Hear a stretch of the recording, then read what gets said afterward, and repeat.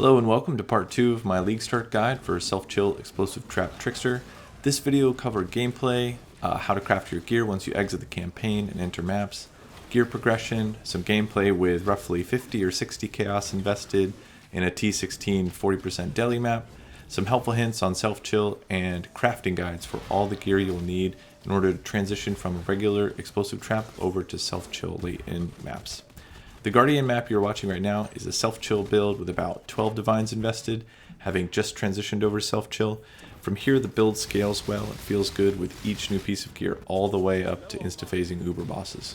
If you're interested in a more endgame perspective on what the build feels like, check out my 320 videos.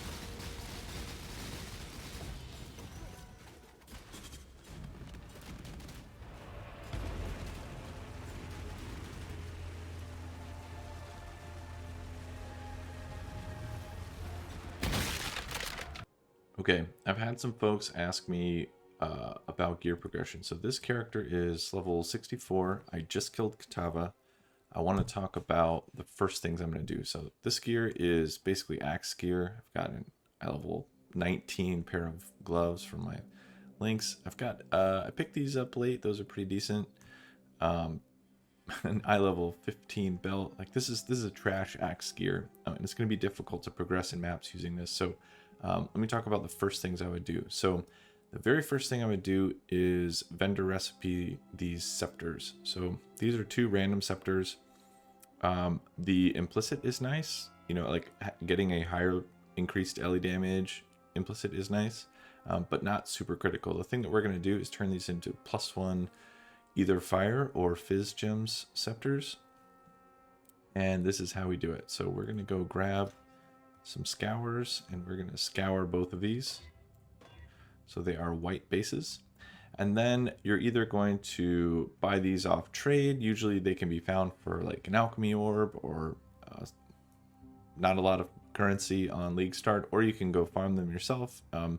Often quality gems will drop from things like Valside areas, but you need 40% total quality of a gem that is tagged fire. So you'll see fire trap up there on the far right at the top of the tag. It says fire. It needs to say fire or it needs to say Phys, and you're going to add all of the quality together and get 40%. Once you have 40%, you vendor the scepter with the gems, and she or he will give you back a scepter with +1 level of all fire spell skill gems. So these are both fire. Do I have enough here to do two? Sweet, I do. So I'm going to... Nice. Okay, so these two plus level of all fire spell skill gems scepters will carry me all the way through until I'm ready to transition into self-chill. So we'll take these, and the first thing I'm going to do is go bench trap throwing speed on them. Trap throwing speed.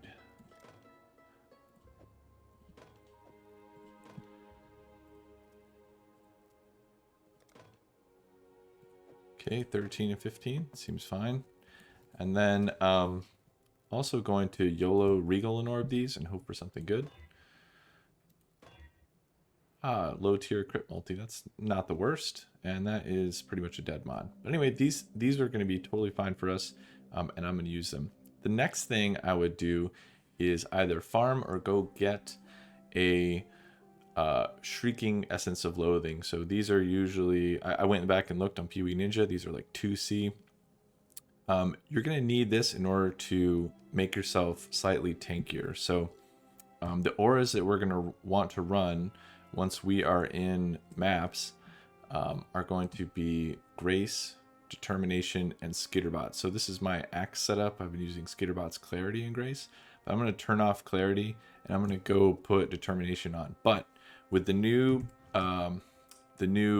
this is still in 320, but with the new mana mastery for 12% RMR, you're going to pick that up. You're going to pick up this entire wheel. You're going to pick up this entire wheel. And then one tier 2 Essence of Loathing will be enough. So I'm just going to, this is a, also I would make sure that you go find reasonable bases. So this is an elder base. I don't care about the elderness of it or that it's elderly, but I do care that it has decent base stats. So the evasion rating of 208 and the energy shield of 37 is really good. This axe one that I have here is 118 and 25. If I had a better like high tier pure ES, I would wear that. But evasion is going to help us in tankiness. So an ES and shield base at this point in the game is perfectly fine. So I'm going to hit that one time. And we're going to get 7% RMR. Tier 5. Okay, yeah, that's pretty good. So check it out. 389 and 116. Now, another thing that's important to do once you get to maps is to armor scrap. You should have 1 billion of these probably from maps or from leveling in the campaign, and use them because they make a big difference in the quality of your gear and the amount of energy shield and evasion that you get from it. So we're going to swap these two things. Yeah, and you'll see our explosive trap went from a 1638 fire damage. This is roughly, these two +1 all gems, I just PoB'd it, are roughly 50% more damage. So we went from 651 to 975 card damage up to 1630. That's more than double actually, or more than 50%. Yeah, so I would continue on around the horn and do that to all of my gear.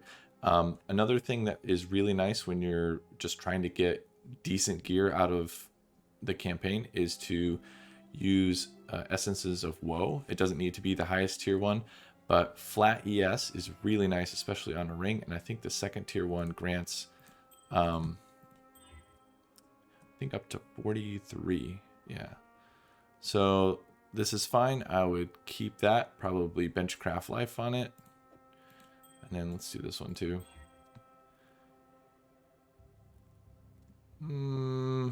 That's kind of trash. But that's better. So I would probably swap all these. And let's see how we did. Okay, now we have 2,500 life and 1,000 ES. Okay, I've got my gear mostly sorted out. Again, I've just vendor crafted these scepters. I hit this with an essence of woe to give it energy shield. Same with these two rings. I'm still using this level 19 pair of gloves, but that's fine. And then this I hit with a single shrieking essence of loathing to give me enough mana headroom to socket something else. You're gonna note that it's still expensive to cast explosive trap without the craft on your rings to reduce the mana cost of non-channeling skills. And so what I would probably do is you're going to want to keep a mana flask on. And then, and again, this is just like T1 maps. I would run something that is going to help you feel more tanky. I don't have enough mana headroom that I can drop clarity yet. But again, like I literally just exited Axe. And this is to bootstrap the build and get some better gear going. So let's see what a map looks like.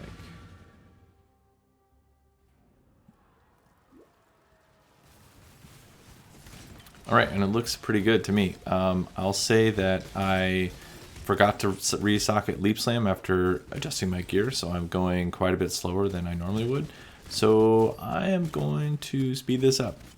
I did the entire map deathless. It felt pretty comfortable. I also went through and did this expedition because, you know, why not?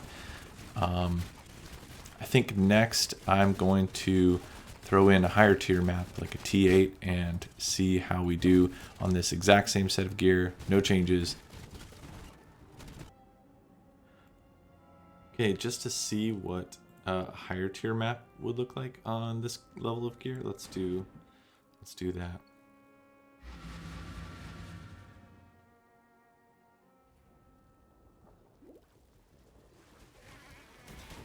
Just like the last map, we're going to zoom through this out of respect for your time. It took me a few minutes. I didn't die. I saw this harvest. I figured, why not? Let's go in and see what happens. I took a little longer on a rare than I would have liked, but I think I probably would need, you know, maybe another level or two on my traps in order for that to feel really good.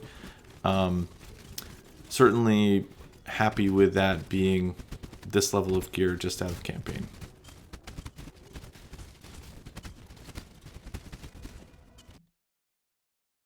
Okay, so how do we get from that, which is gear from exiting the campaign and just throwing a couple essences on some gear and fixing our res and getting a little bit of energy shield, into something like this, which is more comfortably doing T16 maps. In fact, I'll show you a clip real quick of this exact setup doing T16 40% deli. This is also not cherry picked. This is a 41% more monster life map, which wouldn't be ideal for a demo video, but I just grabbed the first one that had 40% deli in my map slot and ran it. You can do harvest with this build, and this is roughly a 50 or 60C invested. Expedition's also a good farm. Lots of options in order to get enough currency to get the build off the ground. Okay, so how do we get there? First things first, you're going to want spell suppression. So I would grab this wheel. I would grab Spellbreaker, so get your ascendancy as soon as you can. You're going to need this wheel here, which combined with this wheel is enough to entirely spell suppression cap you without any rolls necessary on your gear. It's one of the beauties of Trickster is that you don't need anything in order to be spell suppression capped. The next thing is transitioning over to a crit build. So the way that we do that is basically we need levels. This is a level 85 tree, and you're going to spec into high explosives and drop the rest of this wheel. You're going to grab these nodes here. You're going to grab this crit wheel. Importantly, you're going to grab the crit mastery, 50% increased effect of non-damaging ailments with crit strikes. And the reason for that is because now in our gear we have an alternating scepter. This is the most important part of the crit transition. The implicit on this scepter grants Secret of Suffering, which instead of inflicting chill and freeze, we instead inflict brittle. And brittle is huge part of our crit capping. So we go from 64% up to 4%. Now this is variable. It depends on how big of a hit you have. But certainly if you spec into more effective non-damaging ailments, you will get more brittle. And that is why you want this node. One other thing is the boot enchant. So this is the Uberlab boot enchant, 120% increased crit strike chance if you haven't crit recently. We haven't socketed Forbidden Right yet. We aren't self-chilling. And so this is the ideal enchant to have on your boots because using normal traps, you never have hit yourself. The only thing that hits are the traps, and they do not count as you. So this is always up, and it ends up being a huge chunk of our crit. So 82% up to 96.7. One final thing for crit, you'll see in the PoB that I do not have hatred enabled. I went with a more defensive setup because I want this to be a little more beginner friendly, and this setup right here is very comfortable in T16 maps. But if you want to hit harder and deal more brittle, you'll see just allocating hatred gives us a pretty considerable DPS boost. It's another 50%. But in order to do that, you're gonna have to drop determination, which will make you kind of squishy. So I would probably, because you have enough damage to comfortably run maps, do that and just leave hatred off. But again, up to you. The next thing I want to point out is that all of our gem levels in this sort of intro to maps or T16 maps are all 19. Every level for explosive trap is a huge chunk of damage. So if we get a level 21 explosive trap, we go up to 5.3 million, and without it, we're at 4.4. That is a massive amount. What you should be doing, and I left some notes in the PoB, is leveling in your offhand a number, hopefully 6, of explosive traps that you can valve once they hit 20. Once you hit around level 90 is when generally, if you've been leveling gems your entire playthrough, you'll have a bunch of 20s, and then you can hit them all. You don't need quality, so don't worry about GCPs. I would just try to get a level 21 explosive trap as soon as you can. The other gear changes are we have one medium cluster. This is set and forget. You don't need to use that. You can also use the sabotage notable. That one's actually really easy to roll. It's the only crit tagged one. You can reforge crit, and every time you're going to get that. And guerrilla tactics is the most common, so these are actually really easy to roll. And then the other important part is going to be reducing the cost of mana so that you can switch into a 5-link. So in order to improve our crit, we use increased crit strikes.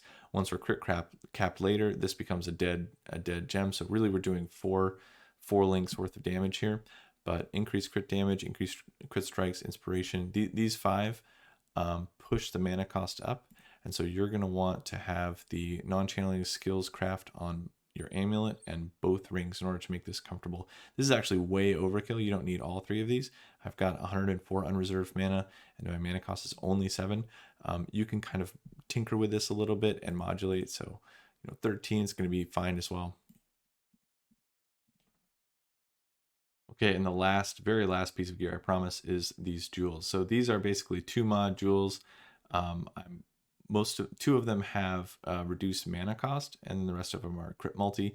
You could have, there's a wide variety of things you could have on these, but just make sure to keep in the back of your mind that if you're having mana cost troubles, swap into a jewel with 5% reduced mana cost of skills, and it will help you out a ton.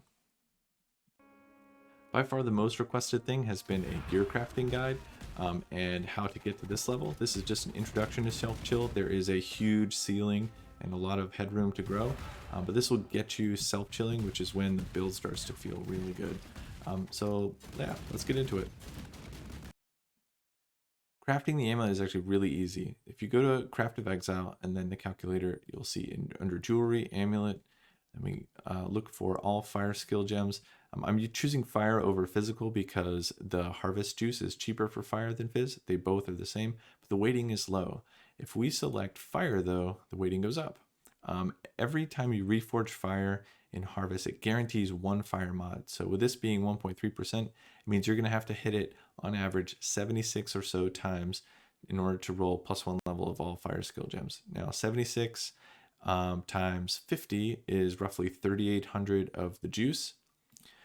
However, if you go and look at the purple juice on League Start, it is dirt cheap, and you can also self-farm this, no problem. So you don't actually need to use any currency. You can just self-farm harvest. This build is a very good harvest farmer, especially early in maps. And that's all you need to do. It's easy to do. Here's how to craft the cluster jewel. So first off, let's talk about the cluster jewel. If you look at a large passive or large cluster Phys, you'll see that the nodes we want are pretty low weighting. But if you get the right eye level, you'll see that that changes. So these become 5%, 10%, 5%. Now, a lot of people might want to do this with harvest, but the best way to do it is actually fossil. So hit it with a fossil, 10% increased chance of hitting a Phys mod. All the ones that we want, any of these 5 are good. They're all Phys tags. So 25% you're going to hit this Battle Hardened, which I think is the best one. 50% for Ironbreaker, 25% for Master of the Fundamentals. You do not want this. I mean, you can have it on there. You just don't want to allocate it because it reduces your elemental damage. And then either of these 2 is fine. Really, the one I would prioritize is Battle Hardened. But again, any of these are fine. So let's go to Emulator, create new item, cluster jewels, large, Phys. We're gonna do eye level 55. So anything 50 through 68 should be fine. At League Start, these are actually fairly common because everybody's in Axe or in early maps and dropping things this eye level. So yeah, just to demonstrate what this would look like, we are going to grab a jagged and we're going to do a single fossil. What do we get? Master Fundamentals, Ironbreaker, Furious Assault. This is fine. I would wear this, especially if I was on a budget. You might want to keep going to look for Battle Hardened, but you don't have to. Yeah, you can see these actually are pretty easy to roll.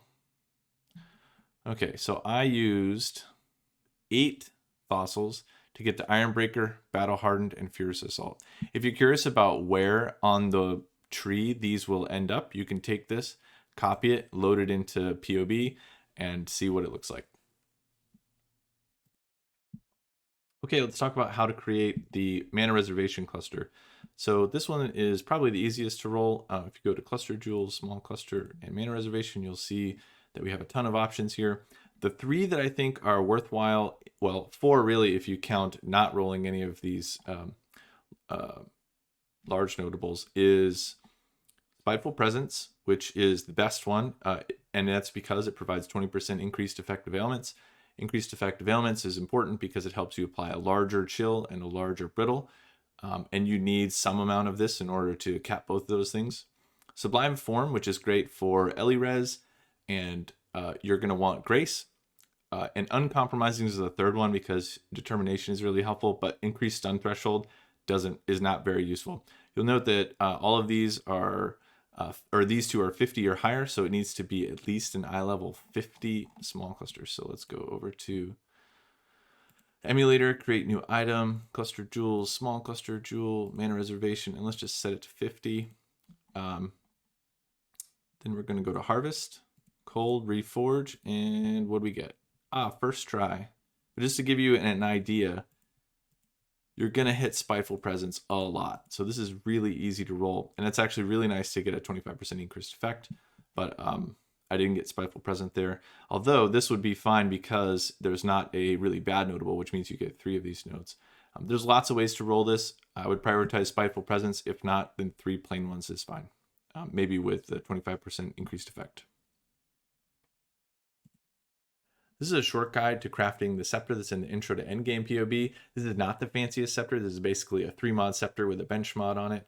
But this is enough to get you started into endgame content. So first we're going to go grab a Fractured Base Sceptre. One-handed weapons, Sceptre, and any of these is fine. It doesn't have to be a particular one.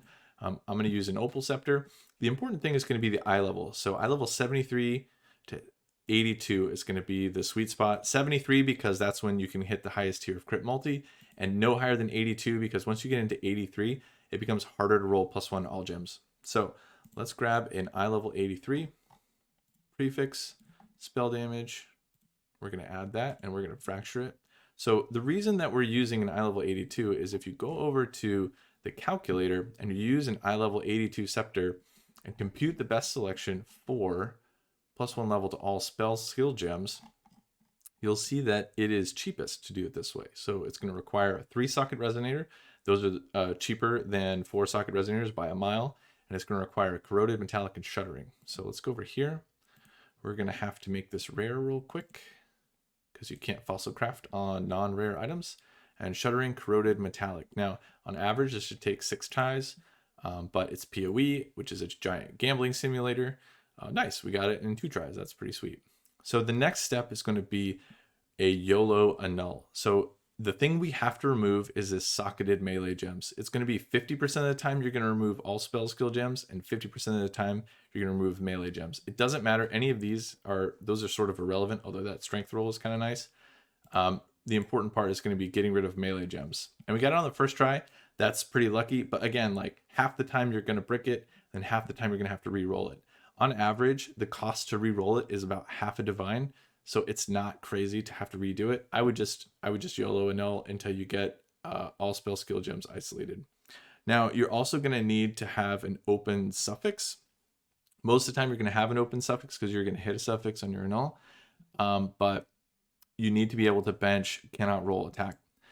The next step is to have 2 naturally rolled prefixes and 2 naturally rolled suffixes. And just to demo what it might look like if you remove more, let's not unfracture that. Let's remove it. There we go. You might end up in a situation like this. So I'm going to cover this case as well. So if you have a need to fill a suffix, what you're going to do is go to the bench and craft anything. It doesn't matter. Sweet. So now we have 3 prefixes and 1 suffix. And if we hit it with an exalt, it's going to grant us another suffix guaranteed. So again, you want 2 naturally rolled prefixes, 2 naturally rolled suffix, and you're going to bench cannot roll attack. Now the next part is the actual gamble. Cannot roll attack. Boom. So the next part is the actual gamble. So we have 4 mods that are targetable, and we're going to rem add Phys. So 25% of the time it's going to brick this, and we're going to lose all spell skill gems. However, 75% of the time, we're going to remove one of these 3 mods, and cannot roll attack and rem add Phys with only an open prefix is guaranteeing us a +1 all physical skill gems. Nice. So we removed the caster mod, or the benchcraft mod, and we're in really good shape. We got cast speed, which kind of sucks. It's a dead mod for us, and so is stun duration on enemies, but that's okay. +2 gems and a high tier of flat spell damage, or a high tier of increased spell damage is pretty good. So the thing I would do to finish this is just benchcraft trap throwing speed.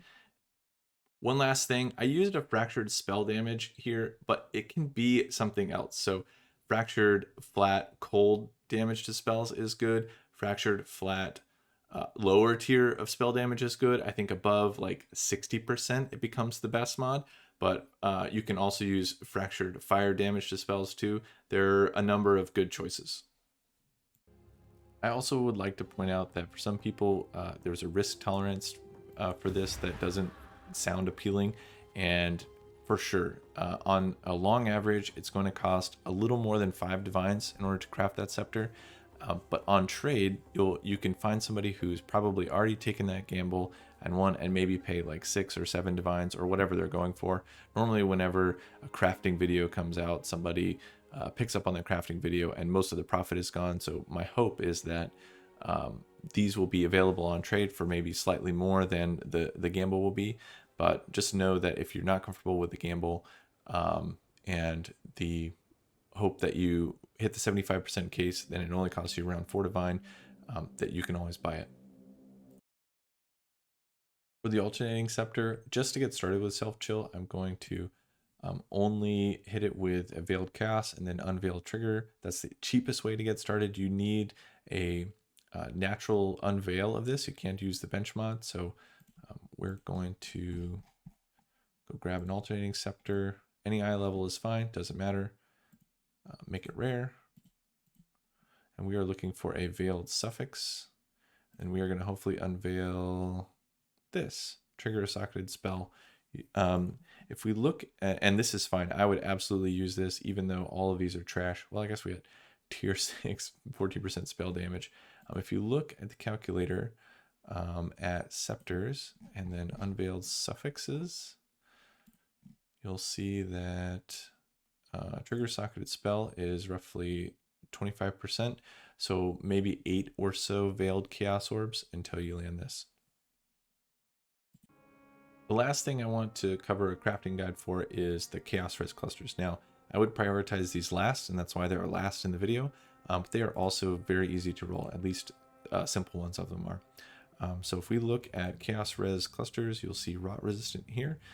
It is cheapest to alt spam this, so that'd be like 75 alts. So maybe, you know, depending on what alterations cost, between maybe 6 and 10 chaos. Or if you wanted to, you could harvest life this. Reforged life gives you roughly 1 in 9 that you're going to hit rot resistant, and you might land a rare that actually has other useful things and not have to just regal it and only get 1 extra mod. Yeah, you're going to want 2 of these, and again, prioritize them last because chaos res capping is going to be probably, well, I don't know. I guess we're going to find out in 321 how important chaos res is now that monsters are doing chaos damage. So keep that in your back pocket. I think that's pretty much it. I don't have anything else for this this part 2 of the League Start Guide. I would say that this is enough to get you into self-chill and enough to start doing invitation farms, which is what I plan on doing probably the first week of League.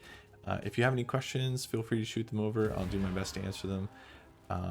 And if you are interested in pushing this further, like what this might look on a more mid-game budget, so like maybe 30 or 40 divines, I'll have some more videos coming out with how to scale this more into real endgame and into Ubers.